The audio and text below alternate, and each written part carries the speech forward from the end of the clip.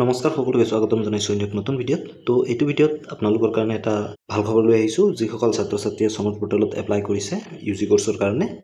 যদি আপোনালোকে মোৰ আগৰ ভিডিঅ'টো চাইছিলে যে 13/5/2025 তাৰিখে এটা নোটিছ দিছিলে, য'ত আপোনালোকক বুজাই কৈছিলোঁ যে আপোনালোকে কি দিব লাগিব ফ্ৰী এডমিশ্যনৰ কাৰণে। তো সেইটো নোটিছত মই কৈছিলোঁ যে আপোনালোকে ৰেচন কাৰ্ড দিব লাগিব, ইনকাম চাৰ্টিফিকেটে কাম নহ'ব, ইনকাম চাৰ্টিফিকেট ভেলিড নহ'ব। কিন্তু আজি এটা নতুনকৈ নোটিছ জাৰি কৰিছে সমৰ্থ পোৰ্টেলৰ ফালৰ পৰা। আপোনালোকে চাব পাৰে, in cancellation to corrigendum number dated 13/5/2025 regarding the fee waiver scheme, it is hereby informed that both ration card and income certificate shall be considered for determining eligibility under the fee waiver scheme. তো আগত যোনটো notice দিছিলে সেইটো cancel কৰি দিয়া গৈছে, আৰু এতিয়া আপোনালোকে কি কৰিব পাৰিব, যদি আপোনালোকে ৰেচন কাৰ্ড দিছে বা যদি আপোনালোকে ইনকাম চাৰ্টিফিকেট দিছে, দুইটাই কিন্তু ভেলিড হ'ব। আপোনালোকে দুটা ডকুমেণ্টছৰ ভিতৰত যিকোনো এটা দেখালে আপোনাৰ এডমিশ্যনটো ফ্ৰী হ'ব।